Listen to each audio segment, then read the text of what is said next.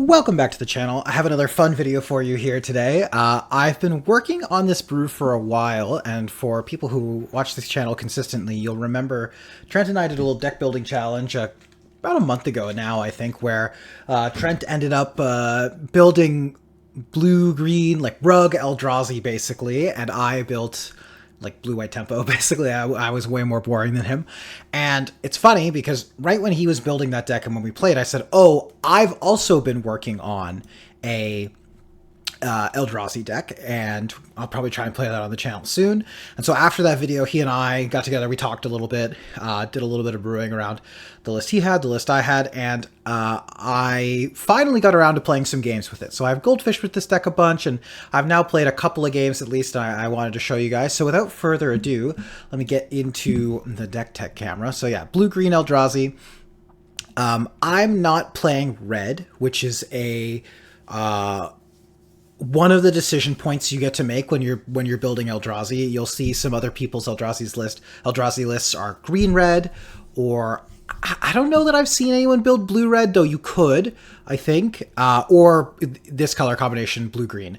And it's worth noting that your deck is kind of secretly a three-color deck because you have these colorless mana requirements, so your mana base is actually pretty strained, and playing all three colors, Trent and I came to the conclusion that it probably wasn't possible and or worth it.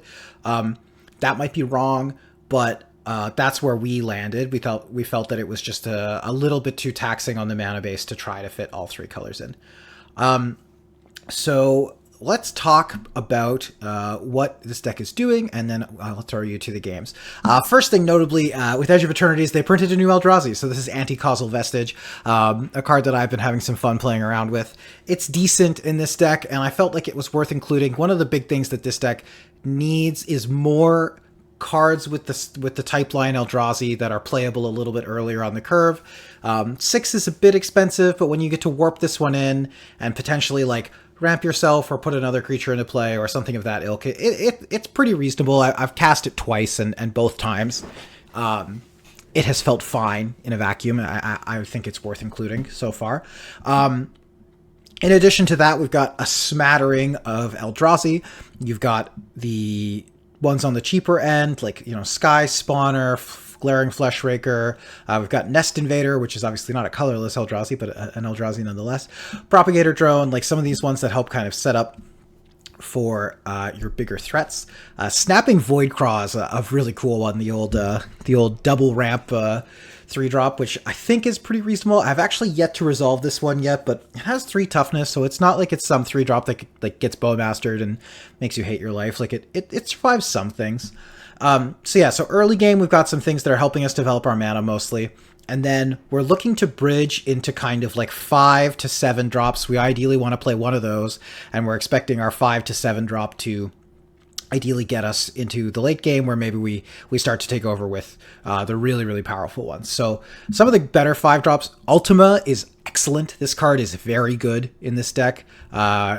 If you get this to stick around, it almost always reads like on your next turn you have 8, 9 mana. You typically have a lot of mana sources that are tapping for color, or lands that are tapping for colorless, so it's not uncommon to play this for 5 and then on the next turn play another land and have like 7, 8, 9 mana, which is pretty exciting. You're also able to blight your own lands if you need to, but I've also found it to be reasonable to blight your opponent's lands. It's worth noting that even if Ultimate dies, the lands are still blighted, so you can really kind of choke people up on some mana, which is kind of cool. Other ones that I like that have been pretty decent in like the 5-6 slot. The Conduit of Ruin is nice. This one, it doesn't put a card in your hand, which it's funny. Like, this is such a relic of older design. You know, if this card was designed now, that this card would get tutored to your hand and not to the top of your library. But this one's another nice bridge card where you can play it for 6, find like an 8-9 drop, and if you know you're going to hit your land drop, you're playing a 9 right away. And you'll notice there are some particularly powerful 9s in the deck. So Void Winnower, this one is theoretically a good anti-combo card. Other good ones are like Sire of the Seven Depths and Null Drifter. Null Drifter, a nice little card advantage engine. Sire, very hard to interact with and just like generally quite good in matchups where you're going to be fighting over the board. And then you bridge all the way up to the really expensive Eldrazi.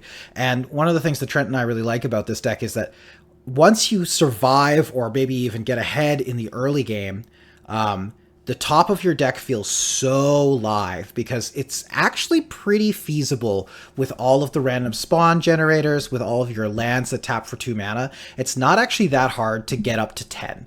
10 I've found to be pretty achievable, and I've had lots of games where I've been like hard casting 10 drops. Like I'm saying hard casting even though I had like, you know, an Eye of Ugin in play and I made some spawn tokens somehow. But, you know, paying 8 to 10 mana just like mostly honestly with just regular ramp elements and not doing something like, say, Channel.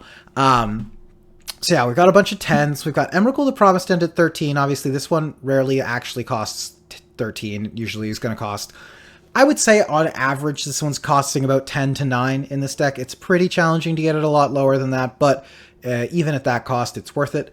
I do have Emrakul the Aeon's Torn in this deck, and what is interesting is I originally had 12 mana Ulamog in this deck as well, and I cut it. And I kind of think I want to cut Emrakul the Aeon's Torn as well. Unsurprisingly, this deck features Channel and Eureka, Make Your Own Luck, and Portent of Calamity as ways to potentially cheat things into play. If you haven't read these 2 cards before, Make Your Own Luck draws 3 cards. You get to plot one of them, so next turn you get to cast it for 0 mana. Can be very good. Portent of Calamity is basically a draw spell where you reveal the top X cards of your library, and then for each card type, you exile one of them, and if you exile 4 different types, you get to cast one of them. So this is like a draw spell, where if you can cast it for a big enough number, you end up getting to cast something for free. It's not super easy, honestly, for me to be getting a free spell off of this. I think on average, I need to see about 8 or 9 cards for me to be realistically expecting to see a free spell, but you make enough mana that I decided it was worth trying. This is one that I could definitely see getting the axe. Make Your Own Luck's a lot better. This one's a lot more consistent. Tying the room together, we've got a spattering of artifact mana, so some of the better artifact mana spells. We're actually paying a lot of points for artifact mana as well in the form of Soul Ring, Mox Emerald, and Mana Vault. All 3 of these are quite good in this deck. You know, it's possible that I want the new Tezzeret in this deck as well. Maybe even just to go get Mana Vault and then be threatening to untap it every turn. That could be something that I'm interested in exploring. And in fact, I might go add that after this deck tech. You'll also notice this is something that I've kind of been preaching about a bunch, but I've got it again here. I've got my Vexing Bauble, I've got my Grafdigger's Cage, and I think I even want to add 1 or 2 more little tech cards here. I'm thinking I want maybe a Soul Guide Lantern or a Relic of Progenitus, something like that. Maybe a Graveyard Hate piece, because in this deck I'm actually leveraging these even more effectively because I've got Urza's Saga. So, yeah, I think I might even want 1 more, like 1 mana artifact hate piece, because one of the big things that this Eldrazi deck struggles with is unfair strategies. If you're playing against fast combo, or even control combo is hard too, I think you're going to run into situations where like you are just looking at your hand that's planning to like play an idiot on turn 4, but by then you're either dead or you're going to play the idiot, it doesn't kill them on the turn you play it or anything like that, and then they untap and they are able to kill you on their turn. So you want some roadblocks, and I think I might want even more.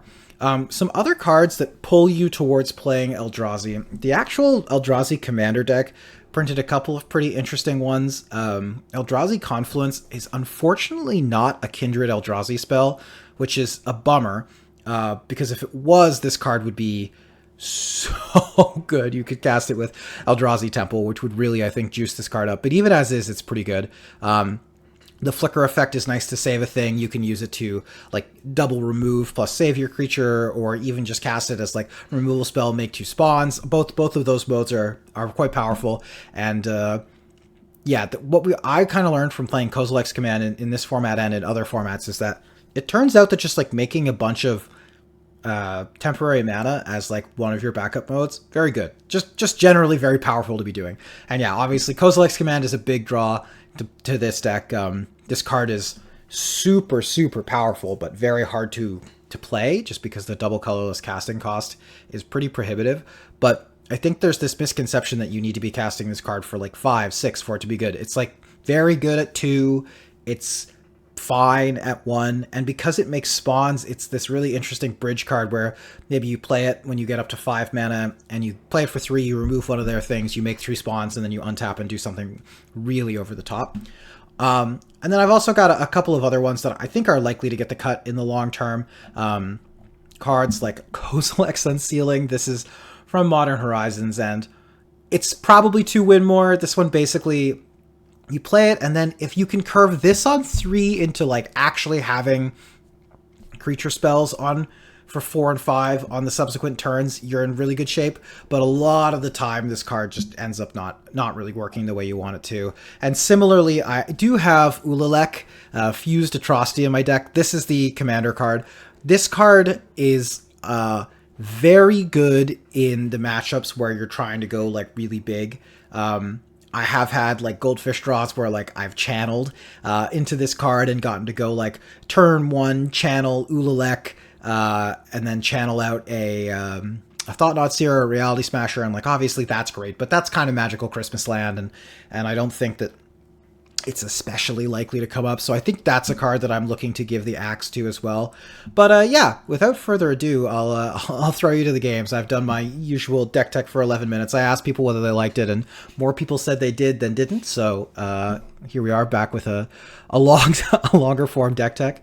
I really like this deck. I'm very excited to play more of it, so if you want to see more of it, let me know. I'm more than happy to jam it. Maybe we put it through a gauntlet against one of the guys. But yeah, thanks so much for watching. I hope you enjoy the video, and without further ado, here are some blue-green Eldrazi games.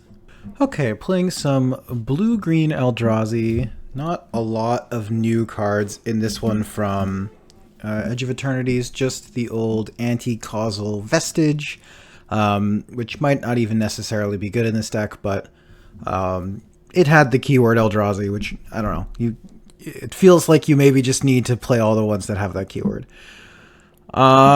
This hand is a blue source away from being kind of interesting, but as is, I think I have to mulligan. It just doesn't cast anything.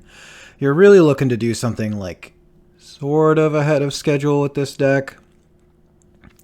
Yeah, I can keep this. It's not exciting for sure. I'm just going to get rid of the island here, but this at least makes a bunch of mana. Portent of Calamity could be very good, and worst case, I can Escape Valve cast it as a kind of draw spell if I need to find action. I have Wasteland to potentially like slow my opponent down.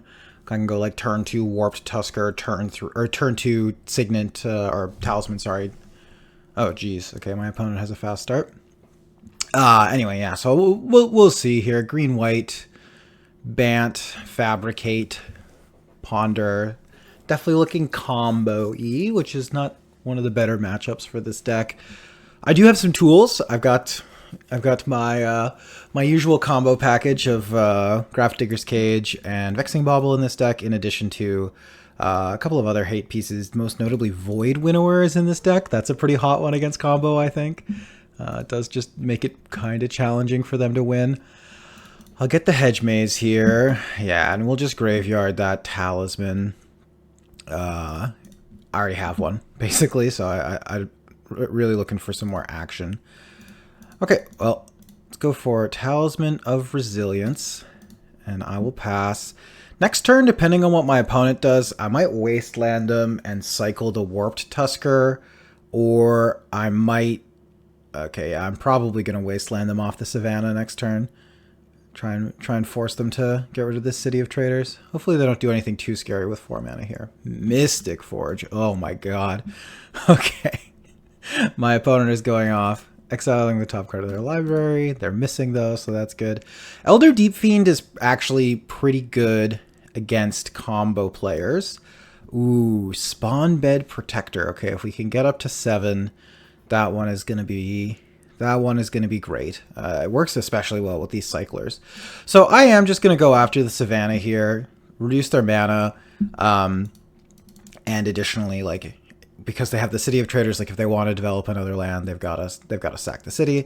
I think on 4 mana they were probably pretty happy to just operate, but on 3 mana, I don't know that they can just keep this city around forever and not develop more lands.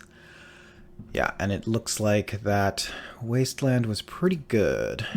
Okay, so now we'll go for a cycle on this Warped Tusker. Get to make a spawn, get to draw a card. If I brick, I'm probably just firing off the Portent of Calamity. Oh my god, Hull Breacher. Gross. Gross, gross, gross. Okay, well, that makes sense for why they passed. Not ideal, for sure. This deck doesn't draw a ton of cards, so on average, that's not that good against me, but obviously good there. So we'll just cast the Portent for 2. It's not what you want to be doing with this card, but I just would like to hit a land drop or at least do something with my mana this turn because I know I'm playing into a combo deck that's going to end the game pretty quickly. I think my opponent is reading the card, if I had to guess. Okay, well, we'll put this Mox Emerald, and we'll put this Breaker of Creation in my hand. And we'll just cast the Mox. There's no reason not to. So we have 5 mana next turn.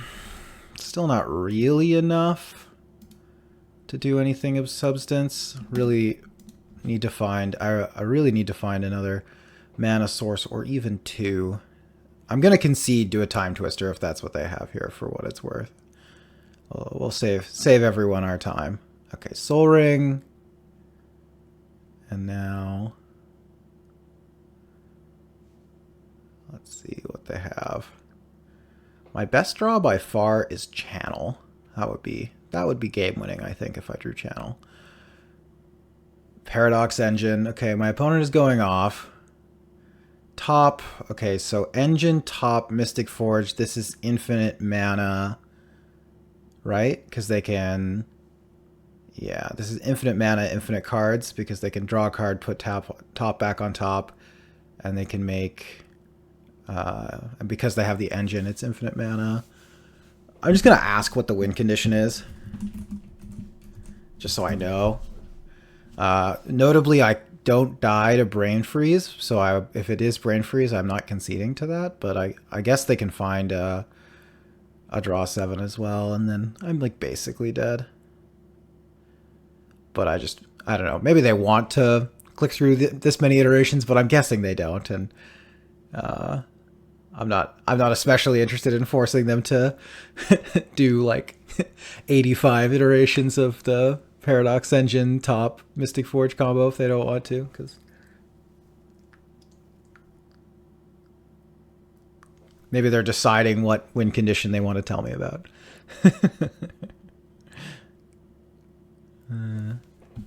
And it's definitely really clunky. This is one of the risks you run with this deck for sure.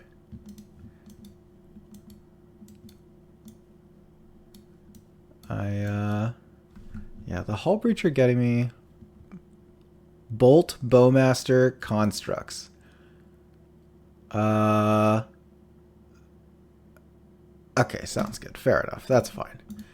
If they put Bowmaster in play, then they cast a draw 7, which I assume is definitely in their deck. I am just dead. Alright, we'll try again. Like I said in the deck tech, this deck, highly experimental, and you may well see multiple iterations of it across this whole one video. I don't know. Okay, this is good. This is a good hand. I can go turn 1 Grim Monolith, turn 2 Thought-Knot Seer. Seems pretty good. And then this actually is a game where maybe I'm casting Drowner of Truth, kind of excitingly. Actually, you know what? Rather than spewing the Monolith mana, I think turn 3 Thought-Knot Seer is still going to be good enough into what they're doing, especially given that they had a tap land to start. Yeah, like they have a much slower start here, so I'm more comfortable with this and saving my mana, yeah, to jam one of these 7 drops. It's nice. My life total is not super relevant in this matchup. Okay. Basalt Monolith, Chromatic Orrery, Leveled, which they can cast, right? Well, no, they don't make... oh, yeah, Scalding Tarn makes black mana. So I guess I'm just going to take this this Oko, and we can go from there. Yep. And we'll get in for 3. Make my spawn. Next turn, I'm going to untap with as much as 8 mana if I want it. Probably just casting Sire of the 7 Depths. And getting in. would be my guess as to what my play is going to be. Yep, here's Leovold. And Mox Emerald. That's reasonable. This doesn't have haste, right? That's the one keyword this one doesn't have. So the argument for playing Drowner is that the spawn tokens let you cast Sire on the next turn. But I'm going to attack. Let's assume they run the no blocks. I put them to 10. I play Sire. And then that forces a chump block on the Thought-Knot Seer on the next turn. That's pretty good. Versus if I attack, I put them to 10. I play Drowner. Next turn. Yeah, I mean, I'm still probably forcing them to chump block. I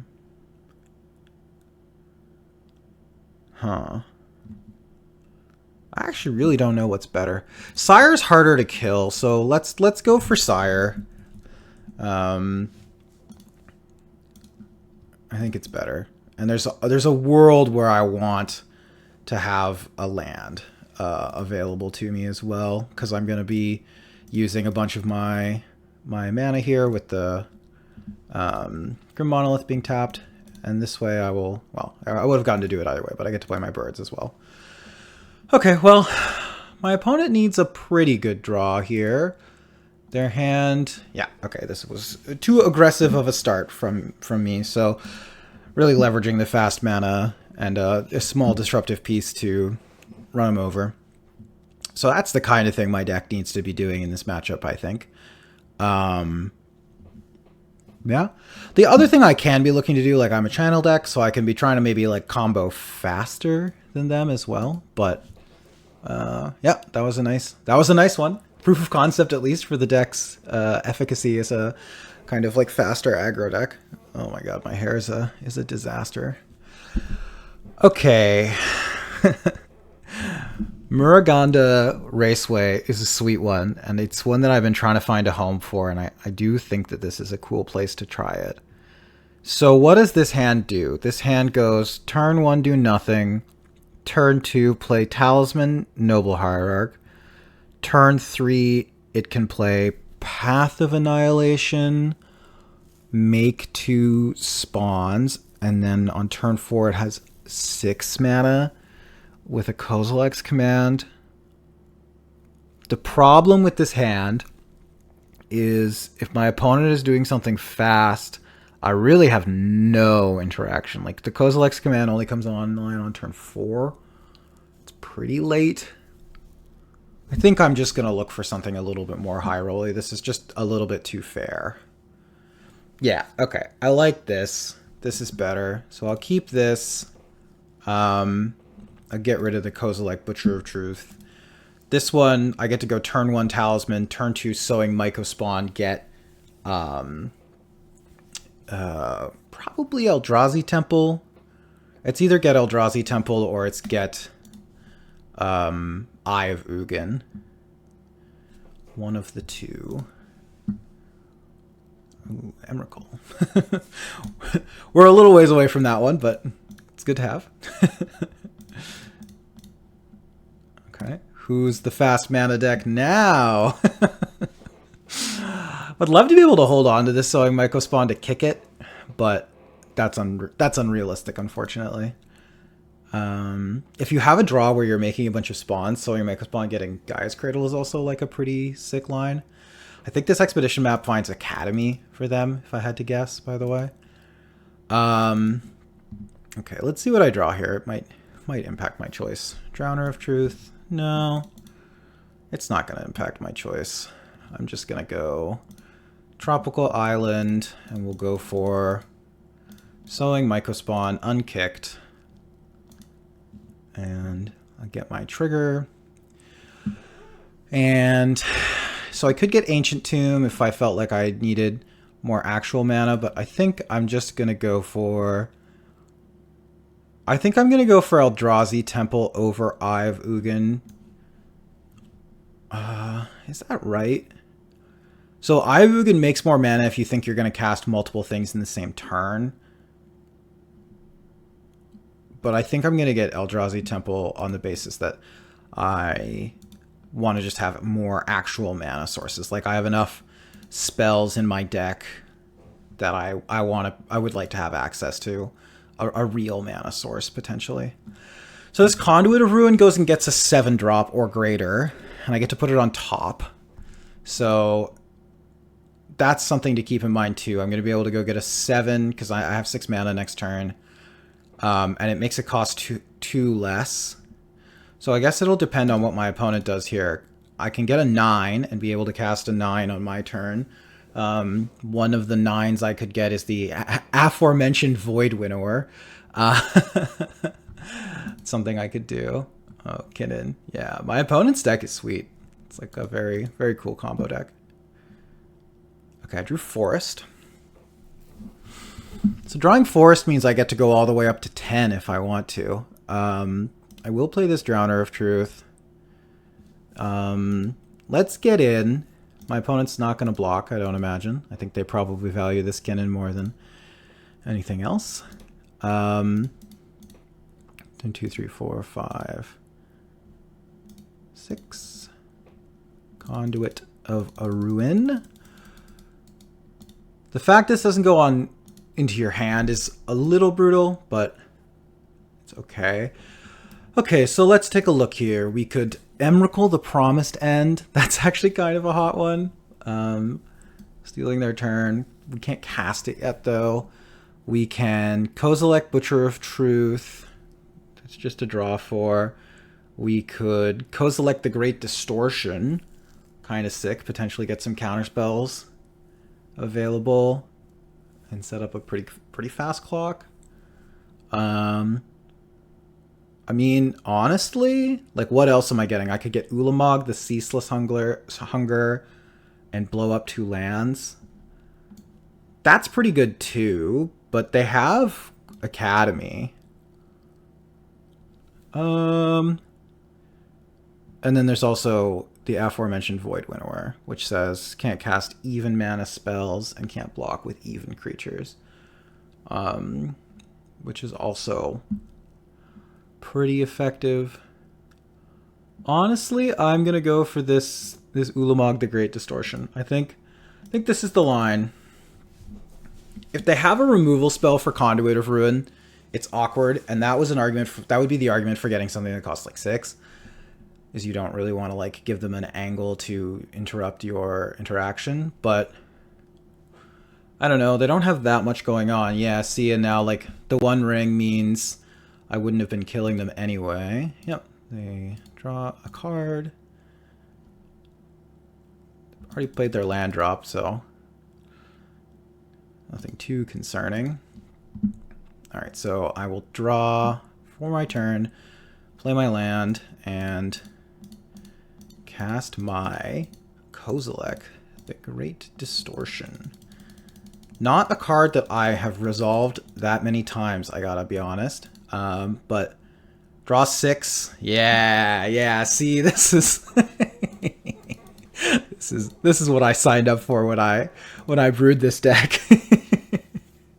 Okay, so my opponent takes 1 off of the 1 ring. So I have 2 2s, 2 5s, not necessarily that important, and a 3. So I am definitely pretty well set up to not die this turn, I think. Yeah, it does have to be exact, so that's relevant. I don't have a 4, which matters. There's actually a non-zero number of 4s in my opponent's deck that I would care about. The 1 ring is already in play. That's one of the bigger ones. Yeah. If I get to untap, this Warping Whale is pretty sick too. So I'm obviously going to preference saving that one. I think even though the Waterscape Battle Mage is a disenchant, I have 2 disenchants in my hand. And also if I just untap, I feel like I'm just winning. So I probably should just counter any spell that I'm given the option to counter. Okay, yeah, so let's... Actually, let's discard the Warping Whale, and the reason is the Waterscape Battle Mage potentially helps me punch through for lethal. This is this is a pretty sick interaction.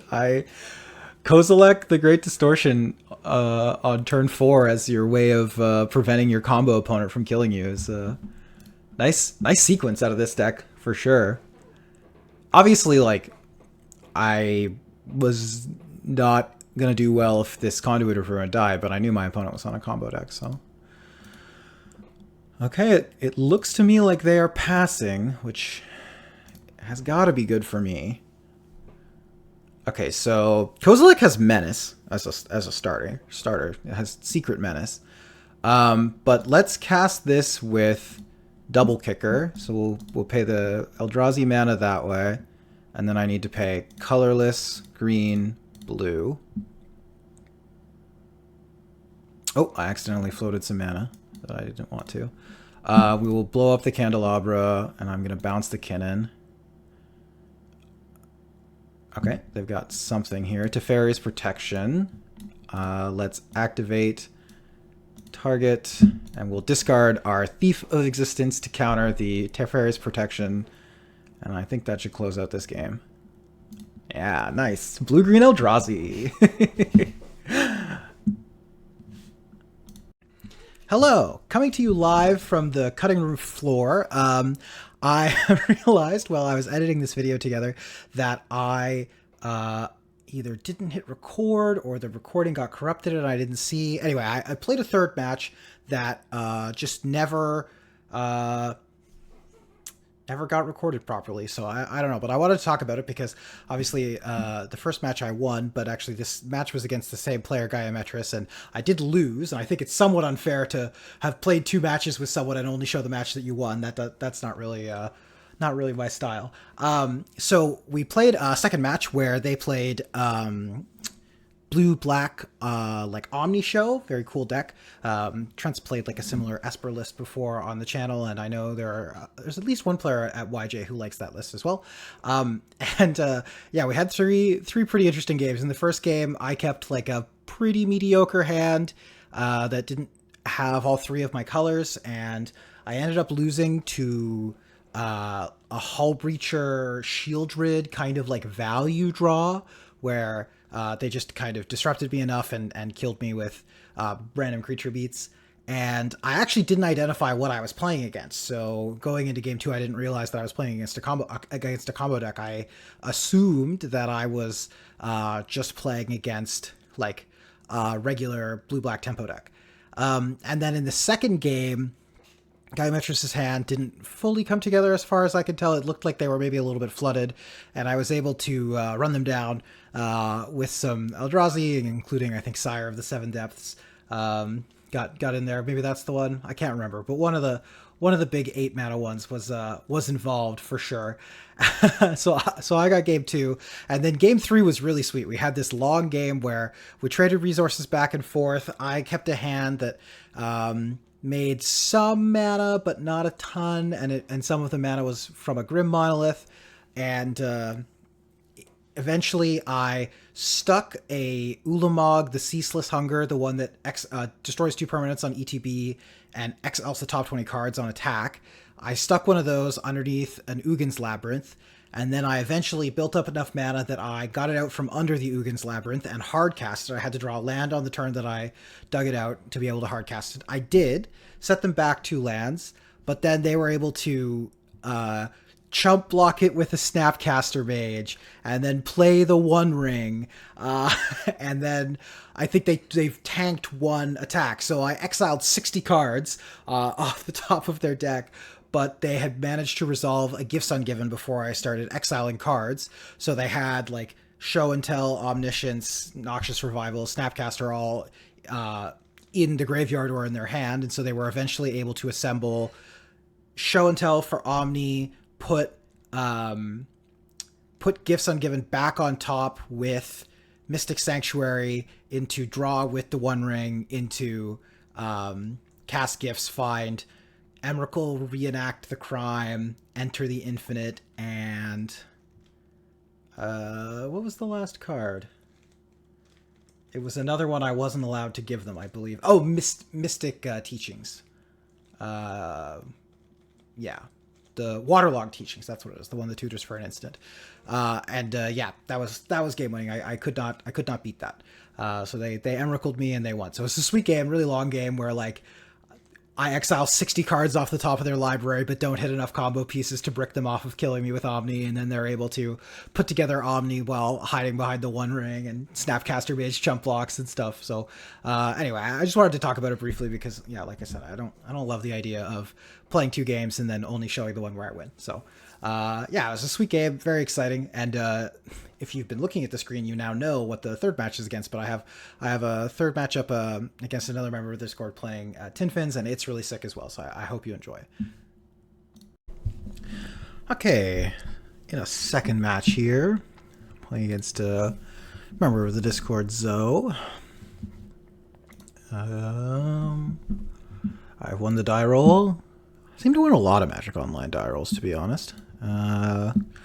This is a one-lander, so it's a pretty easy mulligan. This looks like a keep to me. So what are we putting back here? Putting back Emrakul the Promised End, probably. Yeah, we'll put back Emrakul the Promised End. And I get to go Mox. Land, Mox, Delighted Halfling, and then I'll Surveil on end step. Would I keep a colorless land if I ended up with a colorless land on top? I think I would. I think I would keep a colorless land because putting this Ulalek on the battlefield seems pretty good.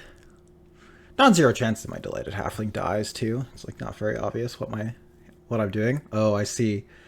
The jig is up. Well, I'm figuring they're probably taking... I actually don't know what they're going to take. And I actually don't know what Zoe plays on Magic Online. Black-white, maybe? I know that they like the black-white kind of... black-white detritus. Like, just like play a bunch of random dirtles. Okay, so they took the Eldrazi Confluence. Fair enough. No respect for my commander card. I imagine that my Delighted Halfling is dying. Oh, they pitched Hoarding Broodlord. Okay. So they are probably playing a combo deck, like Tin Fins. Something like that. I know that a lot of the kind of Tin Finsy builds have Hoarding Broodlord with like Saw in half as like an alternative win condition. So if they're pitching that to Grief, that is slightly disconcerting for me. Kind of insinuates they have like a pretty busted hand. Exhume Grief. Okay, well, I will Surveil in response because this could go real bad for them. Let's get this Hedge Maze and let's put a monster in the graveyard, baby. No. Okay, well, I'll keep that one on top though. It's still good.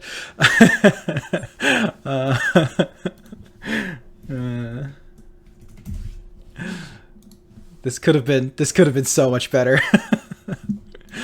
But I will accept slamming turn 2 One Ring uncounterable on the play. That's fine. I can't complain. So combo deck, definitely a kind of a combo-y mirror I would expect.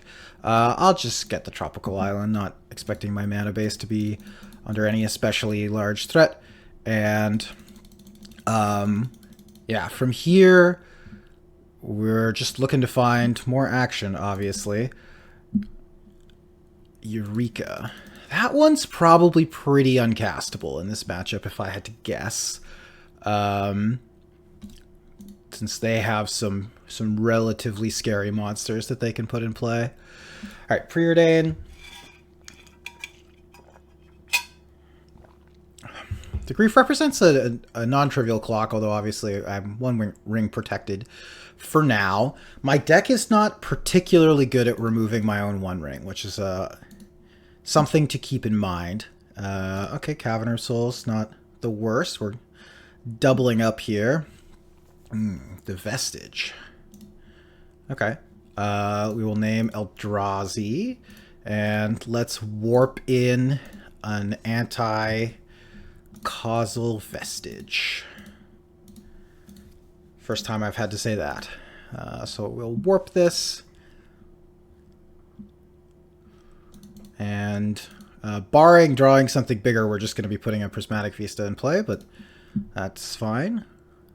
Okay, so leaves the battlefield, draw a card. Comes into play tapped, right? Because it comes into play tapped, I guess I can just put the wastes in play. Either one's fine. Alright, what do they got? Thought Scour, targeting themselves, Milling Gristlebrand. That's scary. That's very scary, actually. Yep, could die here. Wouldn't be surprised at all if I die. It's 17. Yep, they have the animate. Okay, so they get 2 activations. Their Hoarding Broodlord is gone, so they don't have a tutor, but they have a land drop. Petal and Dark Ritual are already in the graveyard, which makes winning from this spot harder for them. But they can also probably just draw 7 and pass. Like, they don't need to push for lethal this turn. They could wait at least 1 turn cycle. Alright, I'm gonna blind you all a little bit. I'm sorry, but I think my cat wants to get in the window. Whoa. Okay, yeah, Lightning Bolt the Delighted Halfling. Makes sense. Keep me off mana. Yeah, and they're just putting the Gristlebrand in play. All of this seems totally reasonable. Discard Archon of Cruelty.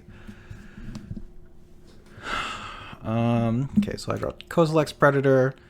Need something better than Kozilek's Predator. 3 card types. I need to not get F6'd by my cat here. 3 card types, so this costs 10 currently, so I'm not especially close to casting it. The question is, if I Eureka and I put in Breaker of Creation and Emrakul the Promised End and Kozilek's Predator, I guess, does that beat their 7 cards plus hitting me? I mean, there's only one way to find out, right? I guess on the off chance they are a Force of Will deck, let's run the Vexing Bauble out first. Not super likely, I think, but why be wrong, right? All right. let's play a game. Kozilek's Predator. Land. Breaker of Creation. Pass. Okay. Emrakul the Promised End.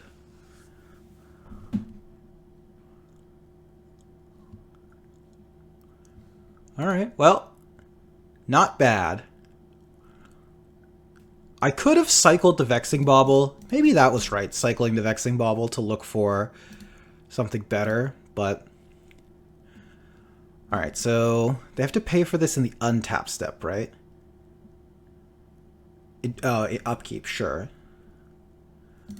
Okay, so they're fetching...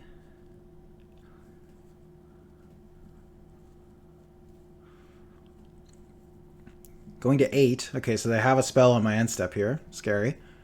Removal spell, I guess, probably. Mystical Tutor. Oh, that's pretty terrifying. Gotta imagine they have a way to win the game here, then, if they're mysticaling. I'm at 12, so, like, I can just die to short tendrils of some variety, too. But again, like, the Lotus Petal, the Dark Ritual are already gone, so they don't have that many outs. Yeah. Shallowgrave. Okay, so they're going to be Shallowgraving Archon, which is going to force me to double sack. I'm going to lose 6 life. They're going to draw 2 cards. Are they paying for Gristlebrand, I guess, is part of the question here. Probably, right? They have to. No? Okay. Interesting. The Sulfuric Springs, okay. So 5 cards, we know one of them is Shallowgrave, which we're going to assume is being cast here. Yep. So Shallowgrave, I'll sack an Eldrazi Spawn token. go to 6. Maybe they have another removal spell of some sort. They attack me. They're going up to 11 here. I'll sack another spawn token. Maybe they have a removal spell for Emrakul. Saw in half. Wow, sick lethal. Wow, that's really cool. Okay, yep. So they get to 12 me with the saw in half. Very cool. All right, so playing against like Tin Fins, a deck after my own heart. I am lower on Graveyard Hate than I think you would want to be if this was a matchup you were anticipating. What do I have that's good in this matchup? Obviously, Kozilek's Command is quite powerful. Yeah, I mean, I can go fast, which isn't bad, and I've got Grafdigger's Cage as a powerful Silver Bullet. Does Warping Whale exile a card? No. Yeah, I'm low on kind of even having like fringe ways to interact with this deck. But that's okay. They had a very good draw, obviously. Naturally hitting the Gristlebrand off of the Thought Scour is like the dream when you're playing this kind of deck. All right, this hand just does nothing, so I have to mulligan it.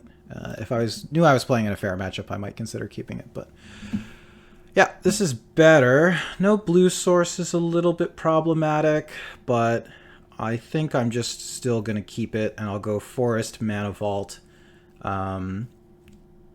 But that is Emrakul, the Promised End. They are not likely to be tremendously high on interaction, so I should have a little bit of time. I'm going to untap with 5 mana. If I draw a blue source, it's pretty good. I probably would just evoke Null Drifter if I draw a blue. Well, no, I can't. Okay, so Shadowy Backstreet. Getting rid of Frantic Search.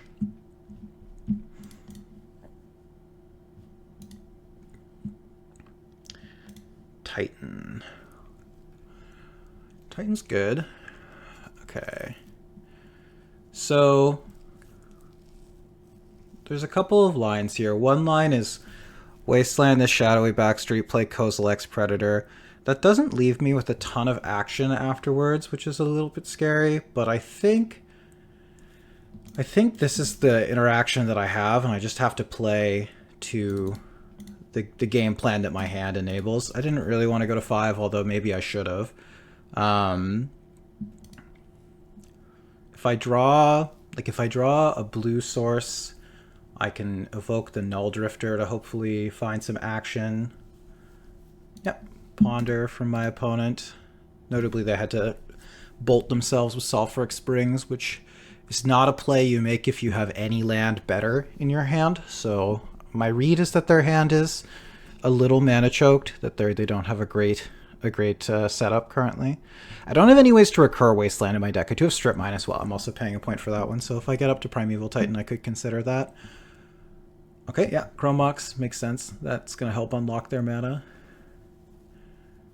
Chrome Mox definitely pretty all in.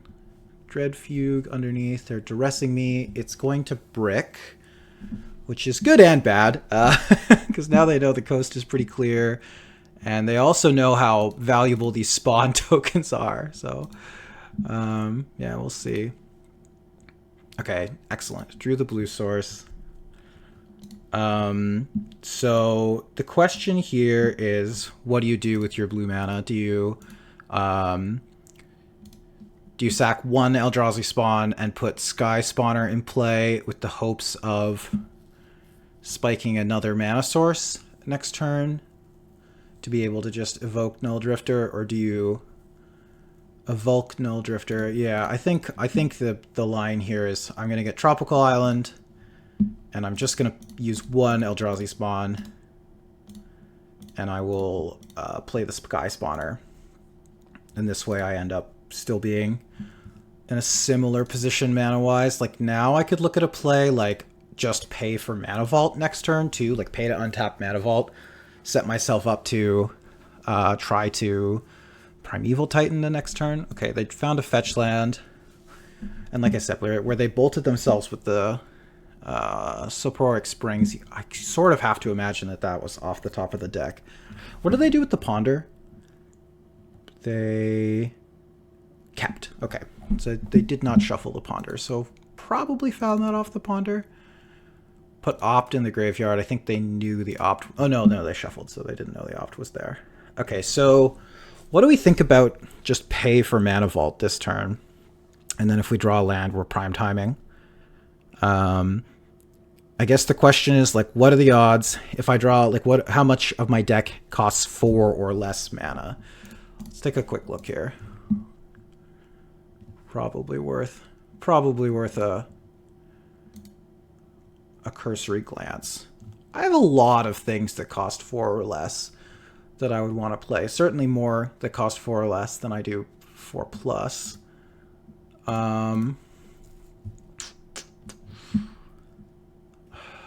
It's awkward because I can't decide to do it later, you know? I'm going to decline for this turn, I think. Mox Emerald. Alright, immediately punished for my choice. This is +1 damage, too, which I guess is not nothing. Because the Scion token gets to actually deal damage, which matters. And I am going to just evoke Null Drifter now. And draw my 2 cards. Breaker of Creation, Path of Annihilation. Neither of those are especially exciting. Yeah, Limdual's Vault. So yeah, the extra 1 life definitely could matter a lot here. Obviously, Limdual's Vault is a powerful tutor, but it is gated behind your life total. They're going to 5. Yeah, so entirely possible I won't even have to cast another spell. It's just going to be decided next turn whether or not they can kill me. They're in a pretty good spot. 3 cards. They're going to be able to stack their deck, so they basically can find anything. Like, they have multiple black sources, so Entomb plus Reanimate is online. The question is, how much mana does their hand make? That's typically the gate for this style of deck, is that you kind of struggle to make enough mana on the turn that you're going off. All right, they've gone down to 1, which turns off Fetch Land as a mana source. Not that that's especially likely to matter. Okay, so they're keeping the stack. They had 6 looks, so they got to see 30 cards. So maybe I imagine that they have to have found something they're excited about. Unclear exactly what that is. Okay, yep. Entomb is good. What are we getting here? Is it the Hoarding Broodlord? Archon is maybe good enough as well. Because Archon of Cruelty will gain them some life, depending on what their reanimation spell is. They could go up to as much as 7. Oh, it's Valgavoth. Okay. Exhume. Yep, they get to put a Valgavoth in play, which has lifelink. Okay. Okay, pretty interesting.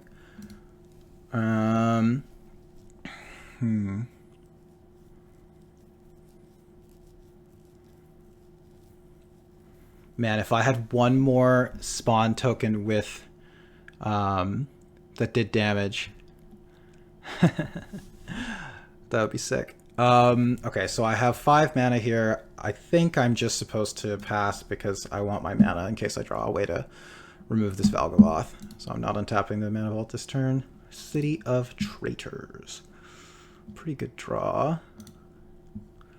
Definitely going to play it. It's obviously a little awkward in the face of Primeval Titan. So first things first, let's think about, do I have any ways to win the game this turn? They're at virtual 10. I'm attacking for 10, but they get to block the biggest thing, so they can block Null Drifter, go up to 10, take 7.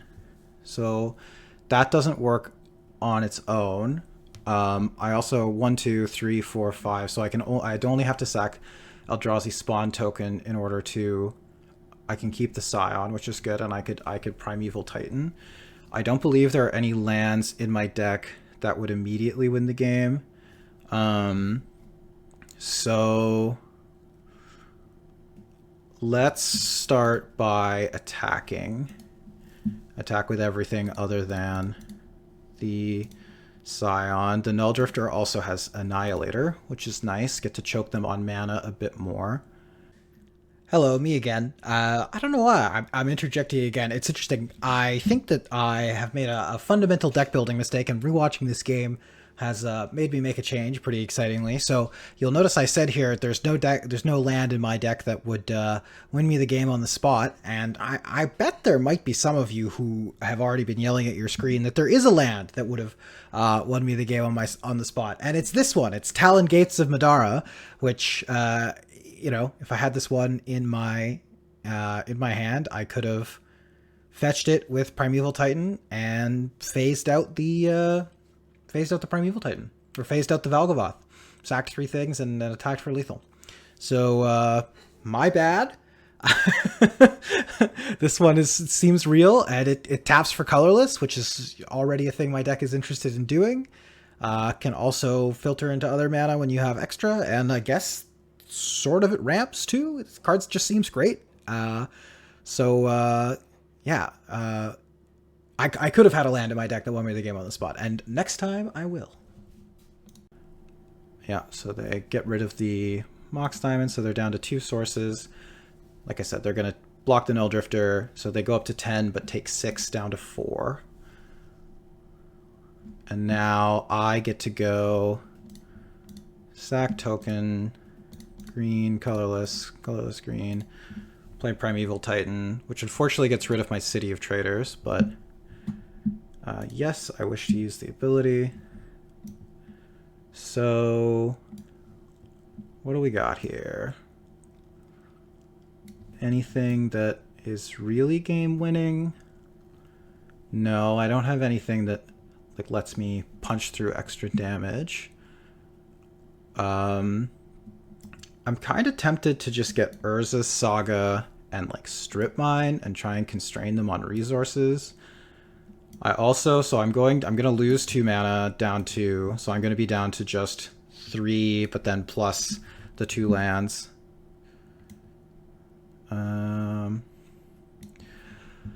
Actually, I think I'm just supposed to get Eye of Ugin Eldrazi Temple, and just make sure that I'm maximally capable of casting spells on the next turn. So they can attack me up to 13, which is a much healthier life total, and I can't kill them on the crackback. I have exactly 13. Okay, so yeah, so I can get them on the crackback. That's relevant. I missed that detail. They can evoke the Null Drifter, I think. Or maybe they could even pay 7 life and play Null Drifter. That's not nothing either.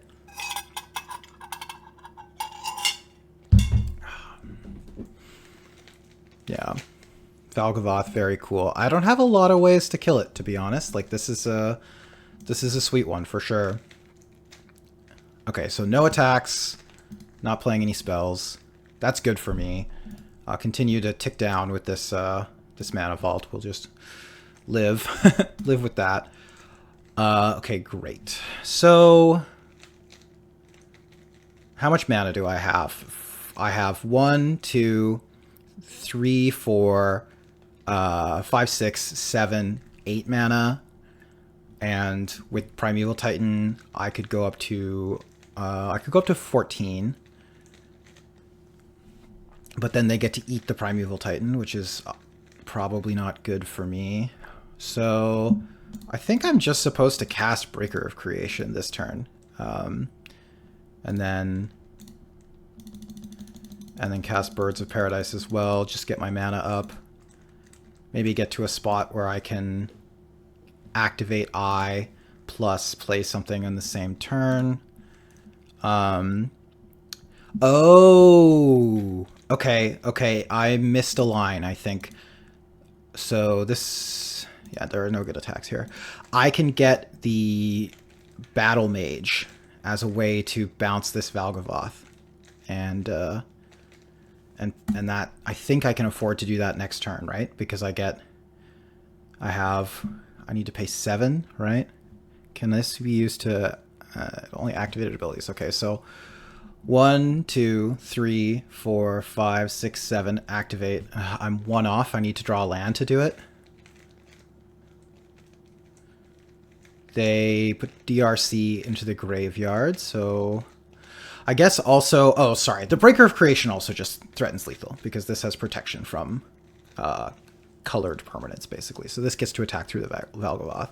So it's possible I'm overthinking this a little bit. They can... No, they can't. So they can attack me with Valgavoth for 9, go up to 13, pay 7 for Null Drifter, go back down to 6, draw 2 cards. That's probably the line they're going to take. Okay, they didn't take that line. Interesting. Okay, well, I'm not paying for this Mana Vault again. I don't need it. I would just like to have my mana.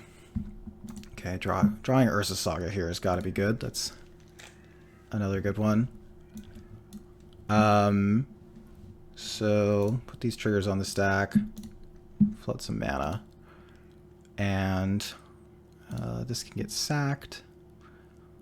It goes under Valgavoth. And then let's activate the temple.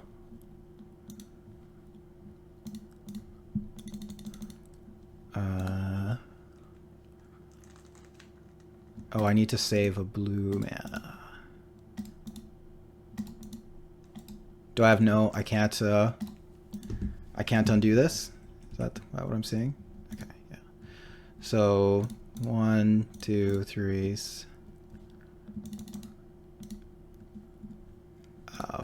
and then sack this. Waterscape, Battle Mage. Yeah, that's the one I'm thinking of. And because of Ivugan, I can just play it and pay the cost if I want to. So let's get that one. But I believe this is just winning already, right? Am I crazy? Like, they can't beat this.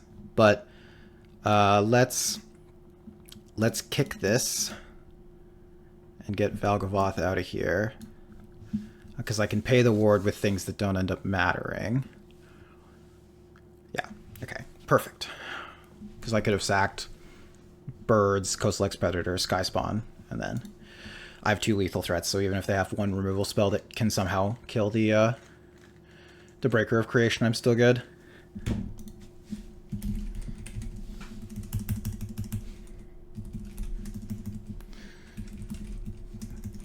I can't type, especially with this microphone in front of me.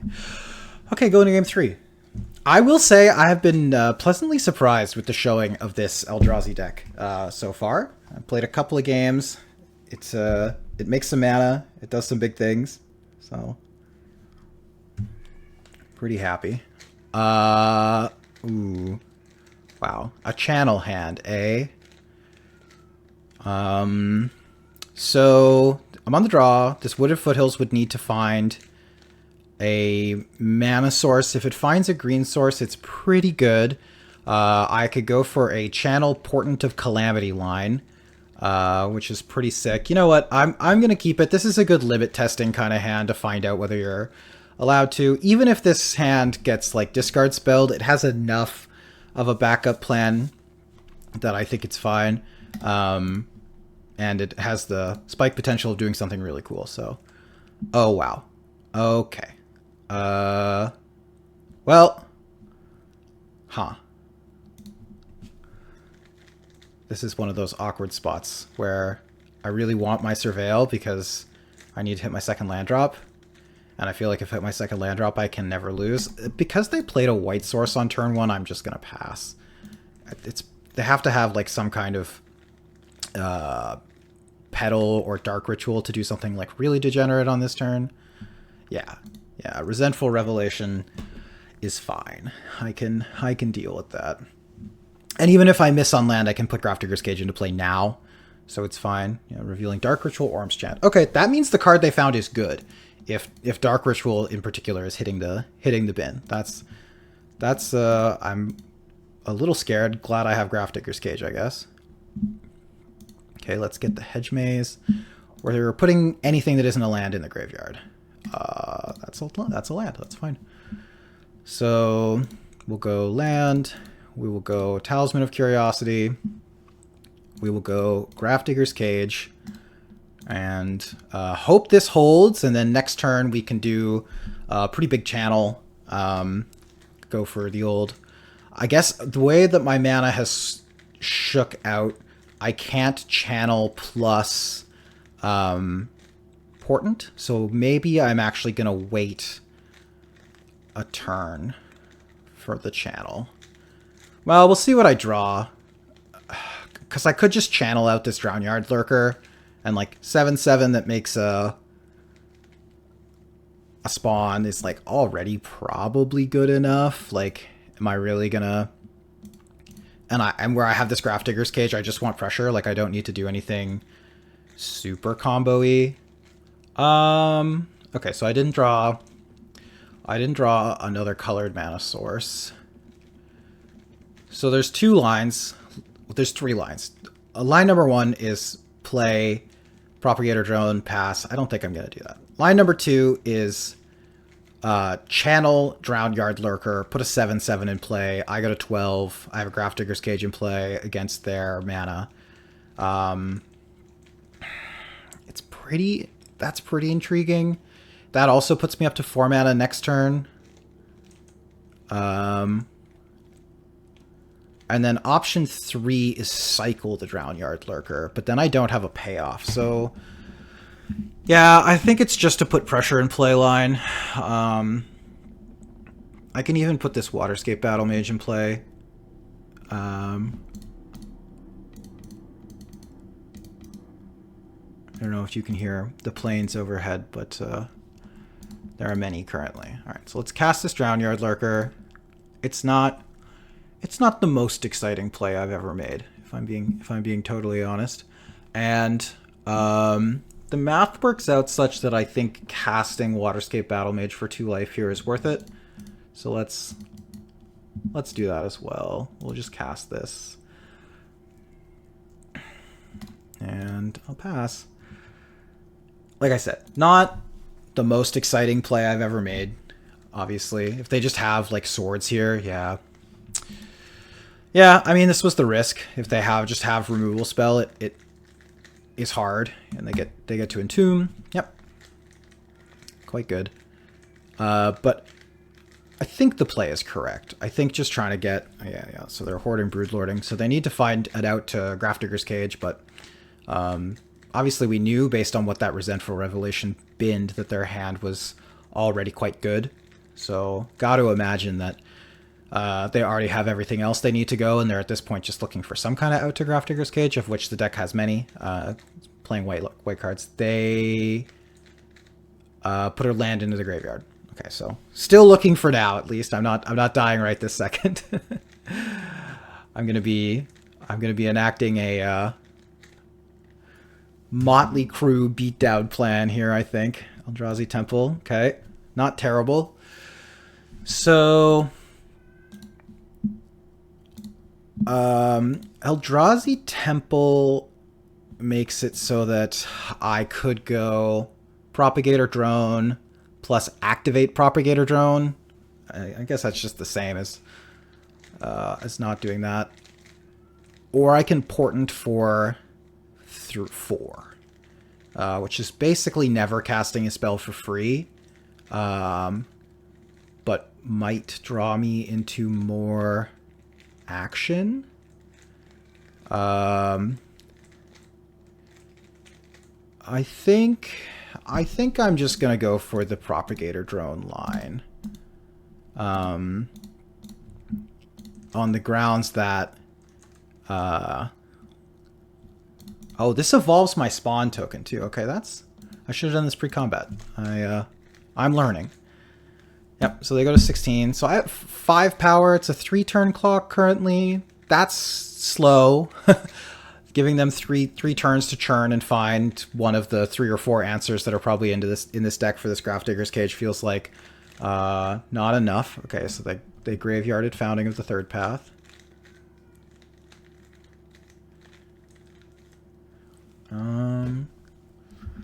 Thinking's scary. Stock up. Yep, the churning is continuing. What's my best draw? Kozilek's Command, probably. Unsurprisingly. The super busted Eldrazi card is probably my best draw. So, yeah, I guess that's the one we're looking to find. If we find that, we're in okay shape. Okay, tap land is good. 5 mana is not good. That gives them a lot of chances to churn through their deck. Talisman of Creativity. I don't think I want to... I think I want to just attack for 5. And...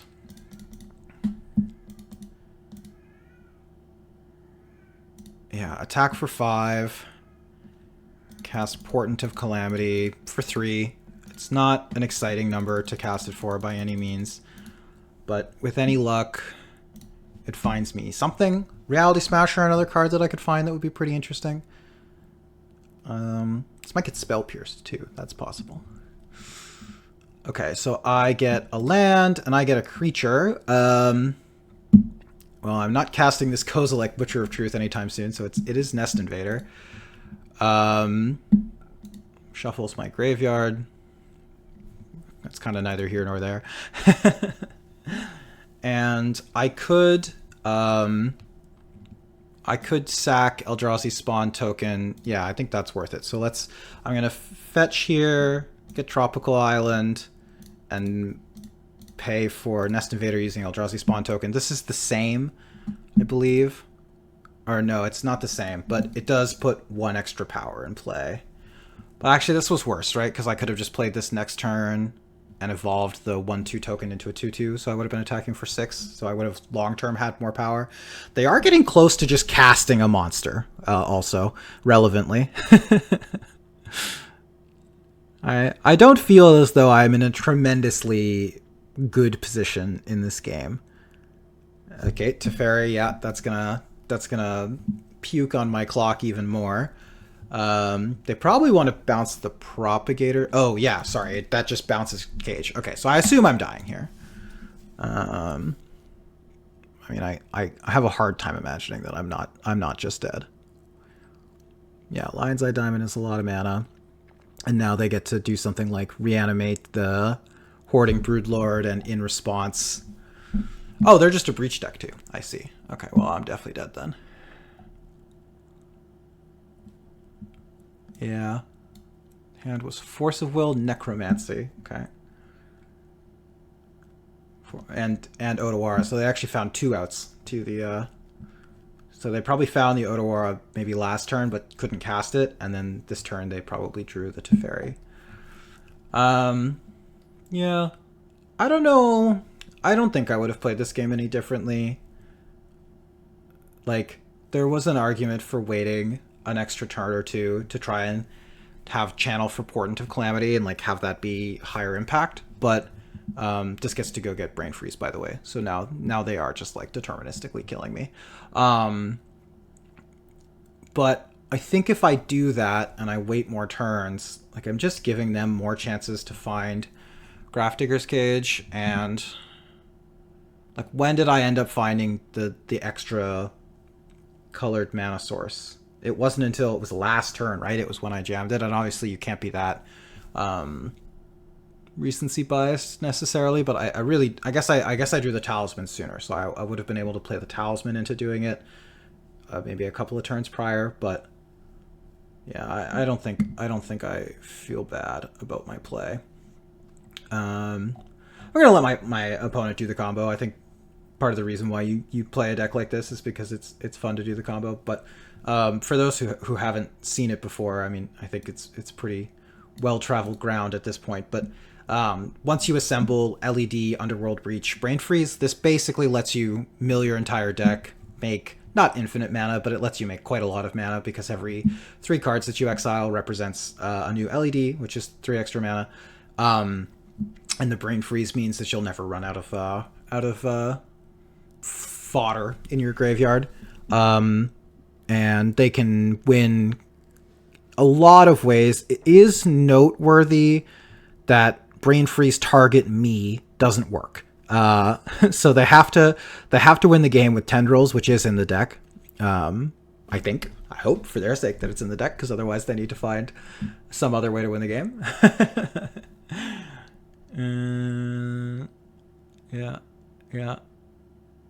Yeah, Atraxa, yeah. They can also, like, cast a bunch of monsters, like, put a bunch of monsters in play, which is also probably good enough. But we're seeing what outs they had in the deck. So Static Prison was another one that would have gotten them there.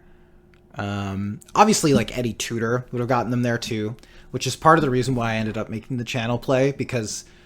especially like in the decks like Paradox and Citadel Storm, they're not very good necessarily at tutoring for their answers. They're okay at it. They're not like terrible. But this deck where it's playing like all these random black tutors and stuff is especially good at finding their ways to win the game. Yeah, Demonic Council is a DT currently. Lightning Bolt. Okay, so they're planning to Lightning Bolt me to death. I will give them the GGs. That beats the fact that my deck has Eldrazi in it. Yeah, that was a fun one. Definitely, I think the fast combo decks, and this deck is among the fastest in the format, in my opinion, are some of the harder matchups for this deck. It's possible I need to go even deeper on cards like Grafdigger's Cage as ways to combat that. Obviously, this hand also just didn't quite come together. I don't know. I'd have to think about it again. Maybe I'll look at it. Let me know in the comments what you would have done, whether you would have held for the third colored mana source to try and get channel Portent of Calamity, or whether you would have jammed the way I did. I think I like my play. This deck doesn't have that many white removal spells. They have like two or three, and if they don't have one of those, then I think the clock is worth it. Anyway, thanks so much for watching. I think this will be it. I've played 2 matches today now, so I'll chop those up together and let you guys see. And if you want to see more of this deck, let me know. I've had a really good time working on it. This actually was a pre-Edge of Eternity's brew for me that I'm now finally getting around to playing. And obviously Trent played it in that deck building challenge, which was funny because I was already working on it when he did. Other people have worked on this deck too, and I think there's kind of something here. Like, we're getting to the point where the density is getting there, and especially if they've just decided that like printing random creatures with the creature type Eldrazi is a thing that they're willing to do. You know, if we get a random card once a year, twice a year, that's definitely going to improve this deck. Like, you're not going to get another Eldrazi Temple or another Eye of Ugin, but even just like stuff lower on the curve that kind of still plays into the Eldrazi sub-theme but bridges you, like, that's all stuff that could be good. And if they keep printing cards that care about colorless mana as well, I think that could be pretty interesting. Anyway, thanks so much for watching, and I'll see you in the next video.